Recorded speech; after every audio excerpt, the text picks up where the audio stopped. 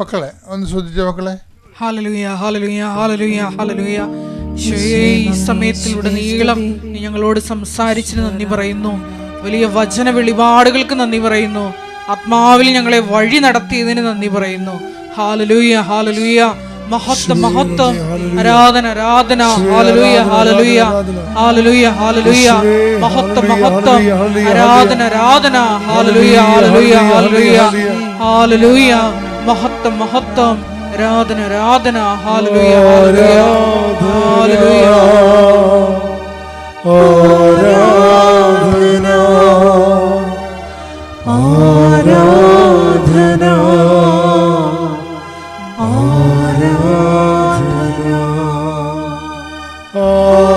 ആരാധന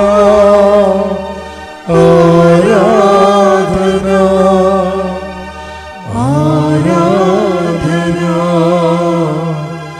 ആരാധന. പരിശുദ്ധ പരമദിവ്യകാരുണ്യത്തിന് എന്നേരവും ആരാധനയും സ്തുതിയും പുകഴ്ചയും ഉണ്ടായിരിക്കട്ടെ. കർത്താവ്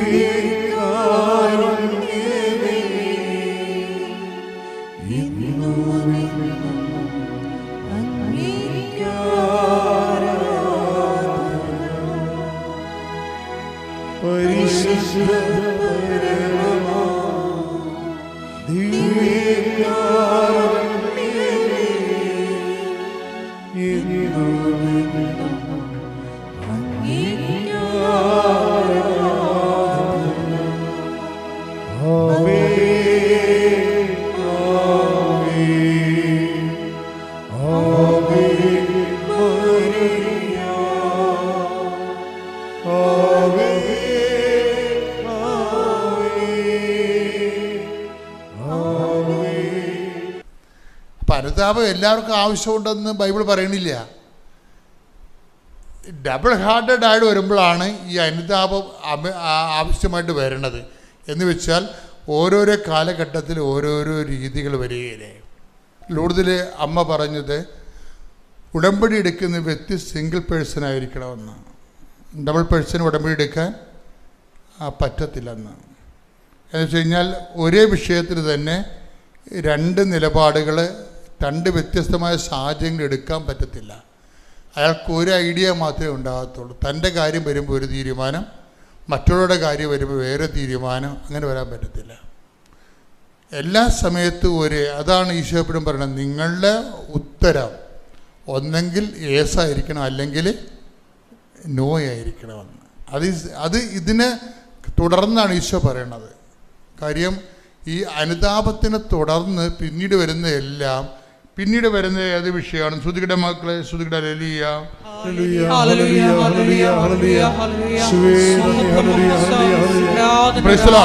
ഇപ്പൊ നമ്മള് ഈ സമരക്കാരൻ്റെ പ്രശ്നം അത് തന്നെയാ. കർത്താവിൻ്റെ കൂടെ നിൽക്കുമ്പോൾ ഭയങ്കര ക്ഷമയാണ്, സ്നേഹമാണ്, സഹനമാണെന്നൊക്കെ പറഞ്ഞ് എല്ലാം അംഗീകരിക്കും. പക്ഷേ ഇവർ നേരിട്ട് അവർക്ക് ഒരു വിഷയം ഉണ്ടാകുമ്പോൾ അവർ തനിനിറം കാണിക്കും. ആരാണ്? യാക്കൂബും യോഹന്നാനും. അവർ സമരക്കാരൊക്കെ പറഞ്ഞു വിടുന്നില്ലേ? സമരം വിടുമ്പോൾ എന്താ പറയണത്? Take the word of God 9:54 ലൂക്കായുടെ സുവിശേഷം. ലൂക്ക 9:54. ഇത് കണ്ടപ്പോൾ ശിഷ്യന്മാരായ യാക്കോബും യോഹന്നാനും പറഞ്ഞു, കർത്താവേ, സ്വർഗത്തിൽ നിന്ന് അഗ്നി ഇറങ്ങി ഇവരെ നശിപ്പിക്കട്ടെ എന്ന് ഞങ്ങൾ പറയട്ടെയോ? അപ്പൊ എന്താണ് അതെന്താണ് 9:54? സമറിയയിലൂടെ ശിഷ്യന്മാരെ ഈശോനെ വിടാതിരുന്നപ്പോൾ ഇവിടെ തനിതരം പുറത്തു വന്നു. അപ്പം ഡബിൾ പേഴ്സണായവർ കർത്താവിൻ്റെ അടുത്ത് നിൽക്കുമ്പോൾ ശാന്തത ക്ഷമയെന്നൊക്കെ പറഞ്ഞ് നിൽക്കും, പക്ഷേ ഫീൽഡിൽ ഇറങ്ങുമ്പോൾ സ്വന്തം സ്വഭാവം കാണിക്കും. ഈ ഡബിൾ നിറ ഇവർക്ക് ഉള്ളതുകൊണ്ടാണ് ഇവർക്ക് പ്രോബ്ലം ഉണ്ടാക്കി കൊടുക്കുന്നത്. എപ്പോഴും നമ്മുടെ പ്രോബ്ലം എപ്പോഴും ഉണ്ടാകണം, നമ്മളുണ്ടാക്കുന്നതാണ്. എപ്പോഴും നമ്മൾ ശ്രദ്ധിക്കണം. നമ്മൾക്കൊരു പ്രോബ്ലം ഉണ്ടാകുന്നെങ്കിൽ ആ പ്രോബ്ലത്തിന് പലപ്പോഴും ഉത്തരവാദി ബൈബിൾ അതിനെക്കുറിച്ച് പറയുന്നത് എന്താണെന്ന് വെച്ച് കഴിഞ്ഞാൽ, ദൈവം മനുഷ്യൻ, നമ്മളറിയാം സഭാപ്രസംഗം എടുത്തേ 7:29 ശ്രുതിക്കട്ടെ. ഹല്ലേലൂയ ഹല്ലേലൂയ ഹല്ലേലൂയ ഹല്ലേലൂയ ഹല്ലേലൂയ ഹല്ലേലൂയ ശുവേ നന്ദി ഹല്ലേലൂയ ഹല്ലേലൂയ ഹല്ലേലൂയ ശുവേ ആരാധന ആരാധന ആരാധന ആരാധന ശുവേ നന്ദി മഹത്വം മഹത്വം മഹത്വം.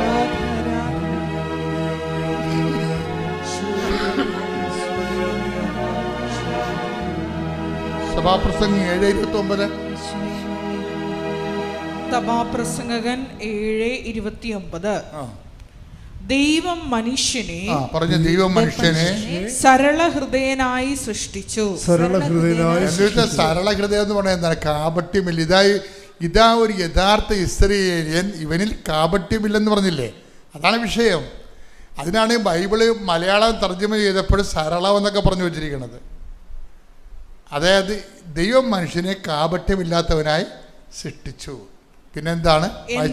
എന്നാൽ അവന്റെ സങ്കീർണ പ്രശ്നങ്ങൾ അവന്റെ തന്നെ സൃഷ്ടിയാണ്. അവന്റെ കാപട്യത്തിന്റെ സൃഷ്ടിയാണെന്ന് പറയണത്.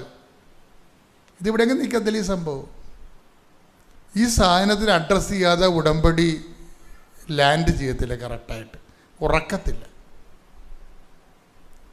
ദൈവം സഭാപ്രസംഗം 7:29 എന്ന് പറഞ്ഞ ദൈവം മനുഷ്യനെ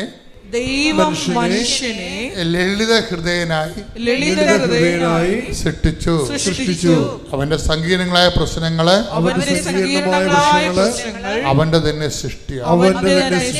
അതായത് പുറത്തൊന്ന് പറയുകയും ഉള്ളിലിരിപ്പ് വേറെ ആകുകയും ചെയ്യും. അതാണ് വിഷയം. അപ്പോഴാണ് പ്രശ്നങ്ങൾ ഉണ്ടാകുന്നത്.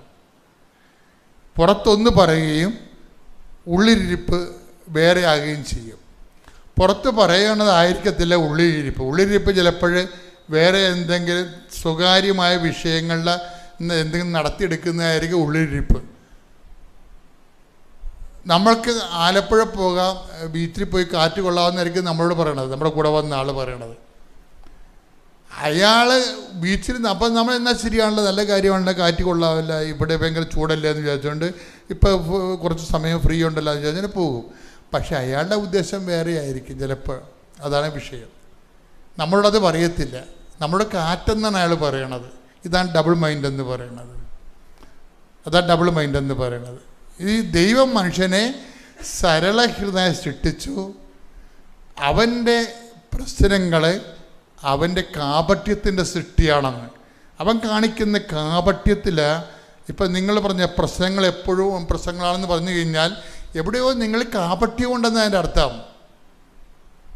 അല്ലെങ്കിൽ പ്രശ്നം ഉണ്ടാകേണ്ട കാര്യമില്ല ശരിക്കും പറഞ്ഞാൽ. അല്ല, ദൈവം പ്രശ്നമൊന്നും സൃഷ്ടിക്കത്തില്ല. നമ്മളുടെ ഡബിൾ മൈൻഡഡ് ആയിട്ടുള്ള വിഷയങ്ങളിലൂടെ പോകുമ്പോൾ ദൈവത്തോടൊരു കാര്യം പറയും, നമ്മുടെ മനസ്സിൽ വേറെ ചില ഉദ്ദേശങ്ങൾ വെക്കും. അപ്പോൾ അങ്ങനെ വരുമ്പോൾ അന്തർസംഘർഷം ഉണ്ടാകും. അപ്പോൾ ഈ ആയിട്ടുള്ള ആൾക്കാർ എവിടെ ചെന്നാലും പ്രശ്നം ഉണ്ടാകും. കാര്യം എന്താണ്? അവർ തന്നെ ഒരു പ്രശ്നമാണ്. പ്രാർത്ഥിക്കുക, കർത്താവ് ദൈവമേ, ഉടമ്പടിയിലേക്ക് വരുമ്പോൾ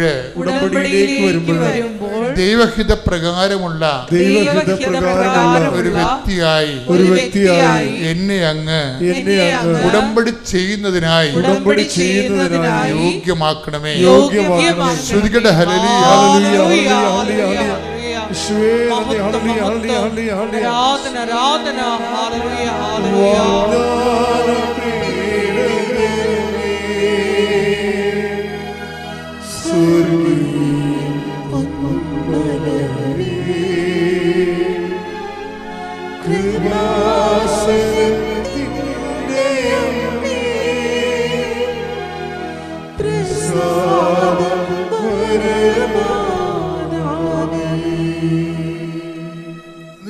ആവശ്യം ജെന്യുവിനാണെങ്കിലുണ്ടല്ലോ, ജെന്യുവിൻ ആവശ്യമാണ്.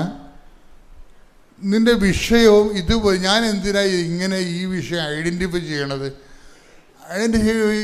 ഇങ്ങനെയുള്ള ചില വിഷയങ്ങൾ നിങ്ങൾക്കുണ്ടോ എന്ന് നിങ്ങളെ പരിശോധിക്കണമെന്ന് അച്ഛൻ പറയാൻ കാര്യം ഉടമ്പടി പെട്ടെന്ന് വർക്കൗട്ട് ചെയ്യാൻ വേണ്ടിയാണ്. ഇപ്പോൾ സോനയുടെ സാക്ഷ്യം കണ്ടില്ലേ, സോനയുടെ എന്തെല്ലാം പ്രശ്നങ്ങളാണ്. സോന കൊണ്ടുപോയി ഉടമ്പടി തൈലം എടുത്ത് അവളുടെ മകളുടെ നാക്കിൽ തൊട്ടു. അത്രയും നാൾ സംസാരിക്കാൻ അവൾ സംസാരിക്കാൻ തുടങ്ങി. പെട്ടെന്നായി സംഭവിക്കുക. ഒരു കാര്യം സംഭവിക്കണം അധികം നേരമൊന്നും വേണ്ട. അതായത് ഈ ഉടമ്പടി തന്നെ എടുത്തിട്ടാണ്. അപ്പോൾ അവൾ പറയണത് ഞാൻ ചില സമയത്ത് ഇങ്ങനെ പെട്ട് കരഞ്ഞിരിക്കുന്ന സമയം ഉണ്ടാവുമായിരിക്കും എന്നാലും. അപ്പോൾ എൻ്റെ മകൻ ആ ഭസ്മാരം പിടിക്കട്ടെ, അവൻ സുഖപ്പെട്ടവൻ വന്നിട്ട് എൻ്റെ കണ്ണ് തുടച്ച് തരുമെന്ന്. ആ സീന് അതിലൂടെ ആ സാക്ഷ്യങ്ങളിലൂടെ പോകുമ്പോൾ നമുക്ക് മനസ്സിലാകണം എങ്ങനെയെന്നറിയാമോ? ഒരു ദിവസം സോന പറഞ്ഞ്, കർത്താവേ കുഞ്ഞുങ്ങളെ വളർത്തണമല്ല, എനിക്കൊരു ജോലി എന്ന് പറയും. അപ്പോൾ 2 ജോലി കൊടുക്കും. ഒരു ജോലി ഒരു LICയുടെ ജോലി കൊടുക്കും, പിന്നെ ഒരു ജോലി തയ്യൽ ജോലി കൊടുക്കും. ഈ തയ്യൽ ജോലി ഇവിടെ ചെയ്തപ്പോൾ ദൈവം അവിടെ ഹെൽപ്പ് ചെയ്തിട്ട് കാനഡയിൽ നിന്നൊക്കെ ഓർഡർ കൊടുക്കും. 2 പ്രാവശ്യം കാനഡയിലേക്ക് സാധനം കയറ്റി അയച്ചു. ഇതെല്ലാം പെട്ടെന്ന് നടക്കുന്നത്. ഇതെന്ത് സ്പീഡാണെന്ന് നോക്കി. ഉടനടി പരിഹാരം എന്ന് പറയുമ്പോഴേ നമ്മൾ ഞെട്ടിക്കുകയാണ്. ആദ്യം എന്താണ് അതെല്ലാം സംഭവിക്കുന്നത് 5 കൊല്ലത്തിനുള്ളിലല്ലേ, 1 കൊല്ലത്തിനുള്ളിലാണ്. 1 കൊല്ലത്തിൽ വേറെ സംഭവം നടന്ന് വീടില്ലാത്ത അവൾ 6 മാസം കൊണ്ട് പുതിയ വീടുണ്ടാക്കി പുതിയ വീട്ടിൽ താമസിക്കും. എന്നിട്ട് അവൾ ഇന്നലെ പറയണത്, ഞാനെന്താ ഇന്ന് വന്നെന്നറിയാവോ, ഞാൻ അമ്മയെ എൻ്റെ വീടിൻ്റെ പെരവാസത്തിൽ അമ്മയെ വിളിക്കാൻ വന്നതാണെന്ന് പറയും. അതായത് ഇത്രയും സ്പീഡാണ്. ഞാൻ എനിക്ക് ഉടമ്പടി തുടങ്ങിയ കാലത്ത് അമ്മ പറഞ്ഞത് ഉടനടി പരിഹാരമാണെന്ന് പറഞ്ഞായിരുന്നു. അപ്പോഴേ എന്നോട് എല്ലാവരും പറഞ്ഞു അത് പറ്റിക്കലാണ്, ആൾക്കാർ പറയുന്നത് ആൾക്കാരെ കൂട്ടാൻ വേണ്ടിയുള്ള ചെപ്പടി വിദ്യയാണ്, ഇതൊരു ആൾക്കാർ ഇങ്ങനെ ഇത് ബിസിനസ്സായിട്ട് എടുക്കത്തുള്ളൂ എന്ന് പറഞ്ഞു. ഞാൻ പറഞ്ഞു എന്നോട് പറഞ്ഞതാണ് ഞാൻ പറയണത്, മറ്റുള്ളവർ കേട്ട് അവരോട് ദൈവം പറഞ്ഞിട്ടില്ലല്ല. പറയാത്തവർക്ക് എന്തും പറയാം. എനിക്ക് കിട്ടിയ ബോധ്യങ്ങളിലൂടെ പോകാൻ പറ്റത്തുള്ളൂ. അപ്പം ഞാൻ എൻ്റെ തന്നെ ഉറച്ചു നിന്ന് ഞാൻ പത്രത്തിൽ ഇന്നും എഴുതിയിട്ടുണ്ട് ഉടമ്പടിക്ക് ലഭിച്ച ഉടനടി പരിഹാരങ്ങൾ. അപ്പം ഇത് കാണുമ്പോൾ നമുക്കറിയാമല്ല, ഇവളും കുഞ്ഞുങ്ങളും ഇന്ന് മണ്ണോട് മണ്ണ് ചെയ്യേണ്ട ആളാണ്. അവരുടെ ആ മണ്ണിൽ നിന്നാണ് ജീവിതം ഇങ്ങനെ രണ്ടാമത് രൂപപ്പെടുത്തി കൊണ്ടുവരണത്. അത് വിത്തിൻ 1 ഇയറാണ്. 1 വർഷം കൊണ്ടാണ് ഇവളെ കർത്താവ് ഉയർത്തിയത്. അവൾ 6 കാര്യങ്ങൾ 1 വർഷം കൊണ്ട് തീർന്ന്. അതായത് ഒരു 6 വർഷം കൊണ്ട് തീരേണ്ട കാര്യങ്ങളെ 1 വർഷം കൊണ്ട് തീർന്നിട്ട് പറഞ്ഞത് എന്താണ്? അവൾ പറഞ്ഞതെന്നറിയാമോ? എനിക്കിനി പ്രശ്നങ്ങളില്ല മാതാവിനോട് പറയാൻ, എനിക്കൊറ്റ വാക്കേ പറയാനുള്ളൂ, മരണം വരെ ഞാൻ ഉടമ്പടി ജീവിക്കും. ഞാൻ പത്രം കൊണ്ടേ കൊടുക്കുമ്പോഴൊക്കെ ആൾക്കാരോട് പറയും എൻ്റെ അനുഭവങ്ങളാണ് ഞാൻ പറയണതെന്ന്. പത്രം കൊടുക്കുമ്പോഴൊക്കെ ഞാൻ ആൾക്കാരോട് പറയണത് ഞാൻ എന്തായിരുന്നു ഇന്ന് എന്താണ് അപ്പം എൻ്റെ മകൾ ചോദിക്കും, അമ്മ ഈ കുഞ്ഞു കൊച്ചാണ് അവിടെ, അവൾ ചോദിക്കും എന്തിനാണ് അമ്മ ഈ പത്രം നമ്മളെ കൊടുക്കുന്ന ആൾക്കാർക്കല്ല? ഇവിടെ പണി ഇത് തന്നെയാണ്, രാത്രിയും പകലും സാക്ഷ്യം കേൾക്കുക, പത്രം കൊടുക്കുക. തയ്ച്ചുകൊണ്ടിരിക്കുന്ന സമയത്തും സാക്ഷ്യം കേട്ടുകൊണ്ടിരിക്കും. ആ കർത്താവിൻ്റെ കൃപയിൽ നിന്ന് മാറുന്നില്ല. തയ്ച്ചുകൊണ്ടിരിക്കുന്ന സമയത്തും കർത്താവിൻ്റെ വചനങ്ങൾ കേട്ടുകൊണ്ടിരിക്കും. അപ്പം ദൈവത്തിന് തോന്നും നമുക്ക് ഇതൊരു ഉടമ്പടി ഒരു ജോലിയെല്ലാം കഴിഞ്ഞ് ചെയ്യേണ്ട ഒരു കർമ്മമല്ല ഉടമ്പടി ജീവിതം തന്നെയാണെന്ന് ദൈവത്തിന് തോന്നും. അങ്ങനെയാണെങ്കിൽ ഇവക്ക് പരിചയമില്ല സ്ഥലത്ത് കാനഡയിൽ നിന്നൊക്കെ ഓർഡർ വരുന്നത്. ഞാൻ ജർമ്മൻ ലാംഗ്വേജ് B2 എക്സാമിന് വേണ്ടിയാണ് ഉടമ്പടി എടുത്തത്. ഞാൻ ആദ്യമായിട്ടാണ് പോയി എക്സാം എഴുതിയത്. ഞാൻ B2 ഓൺലൈനാണ് എടുത്തത്. അതുകൊണ്ട് എനിക്ക് എക്സാമിനെ കുറിച്ച് വലിയ അറിവൊന്നുമില്ലായിരുന്നു. പക്ഷെ ഞാൻ കൊച്ചിയിൽ പോയി എഴുതി. ഞാൻ വീട്ടിൽ ഇരുന്ന് തന്നെ ടെസ്റ്റൊക്കെ ചെയ്യുമ്പോൾ എനിക്ക് വലിയ പാടായിരുന്നു. ലിസണിങ്ങും റീഡിങ്ങും എല്ലാം വളരെ റെയറായിട്ടാണ് ഞാൻ തന്നെ ടെസ്റ്റ് ചെയ്യുമ്പോൾ പാസ്സായിക്കൊണ്ടിരുന്നത്. പക്ഷേ ഞാൻ മാതാവിനെ വിളിച്ച് പ്രാർത്ഥിച്ചു. ഞാൻ പോയി പരീക്ഷ എഴുതി. അത് കഴിഞ്ഞിട്ടും ഞാൻ നന്നായിട്ട് പ്രാർത്ഥിച്ചു. അത് കഴിഞ്ഞ് ഞാനൊരു ഡേറ്റ് വെച്ച് റിസൾട്ട് വരുന്ന ഒരു ഡേറ്റ് വെച്ച് ഞാൻ പ്രാർത്ഥിച്ചു. അന്ന് തന്നെ എനിക്ക് റിസൾട്ട് വന്നു. അന്ന് വൈകുന്നേരം ഞാനൊരു പള്ളിയിൽ പോയി മാതാവിൻ്റെ പള്ളിയിൽ പോയി ഞാൻ അതിൻ്റെ റിസൾട്ട് തുറന്നു നോക്കി. എനിക്ക് 3 മൊഡ്യൂൾ പാസ്സായി. എന്തെന്ന് മാതാവിന് എനിക്ക് വളരെ അധികം നന്ദി പറയുന്നു. പിന്നെ ആണെങ്കിലും എൻ്റെ പ്രോസസ്സിംഗ് ഒക്കെ ഭയങ്കര പെട്ടെന്നാണ് അത് കഴിഞ്ഞ് നടന്നത്. ഞാൻ പരീക്ഷ എഴുതി കഴിഞ്ഞിട്ടാണ് വന്ന് ഉടമ്പടി എടുത്തത്. ഒക്ടോബർ 8-ാം തീയതിയാണ് ഞാൻ വന്ന് ഉടമ്പടി എടുത്തത്.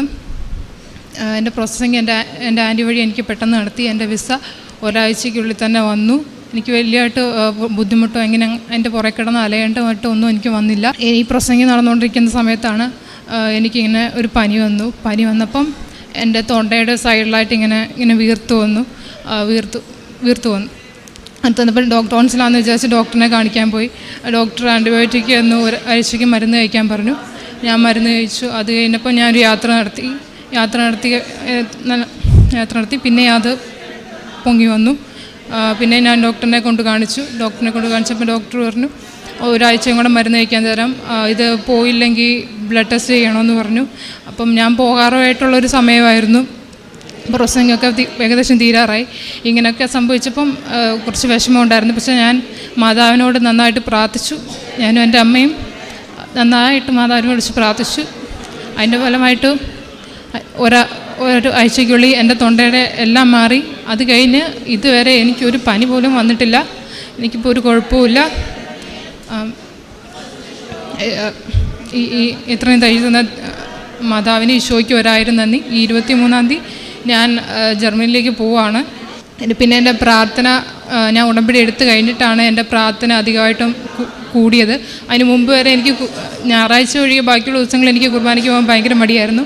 ഞാൻ പോകത്തുമില്ലായിരുന്നു. പക്ഷേ ഉടമ്പടി എടുത്തു കഴിഞ്ഞപ്പോൾ തൊട്ട് എനിക്ക് ഭയങ്കര ഇൻട്രസ്റ്റായി. പള്ളിയിലൊക്കെ പോകാൻ എനിക്ക് ഭയങ്കര ഇപ്പോൾ ഇൻട്രസ്റ്റാണ്. എനിക്ക് ബുദ്ധിമുട്ടുള്ള ദിവസങ്ങളിൽ ഞാൻ പോകത്തില്ല. അല്ലാത്ത ദിവസങ്ങളിൽ ഞാൻ എങ്ങനെയായാലും കുർബാനയ്ക്ക് പോകും. പിന്നെ കൊന്തയെല്ലാം എനിക്ക് ഭയങ്കര ഭയങ്കര മടിയായിരുന്നു. ഞാൻ കൊന്ത ചെല്ലത്തില്ലായിരുന്നു ഉടമ്പടി എടുക്കുന്നതിന് മുമ്പ് വരെ. പക്ഷേ ഉടമ്പടി എടുത്ത് കഴിഞ്ഞ് കൊന്ത എല്ലാനാണെങ്കിൽ എനിക്ക് ഭയങ്കര ഇൻട്രസ്റ്റ് ഉണ്ട്. കൊന്ത ഞാൻ നല്ല രീതിയിലാണ് ഇത്രയും ദിവസം പൊയ്ക്കൊണ്ടിരിക്കുന്നത്. പിന്നെ പ്രേക്ഷിത പ്രവർത്തനം ഞങ്ങളുടെ വീട്ടിൽ അപ്പുറത്തുള്ള എല്ലാ വീട്ടിലും പോയി പത്രം കൊടുക്കുകയും പിന്നെ എൻ്റെ കൂട്ടുകാരോട് കുർബാന സ്ഥലത്തിൽ വന്ന് ഉടമ്പടി എടുക്കാനും ഇവിടെ വന്ന് പ്രാർത്ഥിക്കാനും അതുവഴി എൻ്റെ കൂട്ടുകാരികൾക്ക് ഭാസഹായം ചെയ്തിട്ടുണ്ട്. ഇത്രയും ചെയ്തു തന്ന ഈശോയ്ക്കും മാതാവിനും 1000 നന്ദി. ദൈവനാമം മഹത്വപ്പെടുത്താനുള്ള കൃപ തന്ന് ഈ പുണ്യഭൂമിയിലെത്തി പറയുവാനുള്ള കൃപ തന്നതിനും ആദ്യം തന്നെ മാതാവിനും അമ്മ മാതാവിനും തിരുക്കുമാരനും നന്ദി പറയട്ടെ. എൻ്റെ പേര് സജിനി സനിൽ. ഞാൻ കോട്ടയം ജില്ലയിലെ വെമ്പള്ളിയിൽ നിന്ന് വരുന്നു. ഞാനിത് ഇവിടെ 2ാമത്തെ സാക്ഷ്യമാണ് പറയുന്നത്. എൻ്റെ ആദ്യത്തെ സാക്ഷ്യം എൻ്റെ മകളുടെ അത്ഭുത രോഗസൗഖ്യമായിരുന്നു. 2ാമത്തെ സാക്ഷ്യം എന്ന് പറയുന്നത് എനിക്ക് വർഷങ്ങളായിട്ട് അലർജി രോഗമായിരുന്നു. ദേഹം മുഴുവൻ ചൊറിഞ്ഞു തടിച്ച് എന്നും സെട്രിസിൻ എന്ന ഗുളിക ഉപയോഗിച്ചാണ് ഞാൻ ജീവിച്ചുകൊണ്ടിരുന്നത്.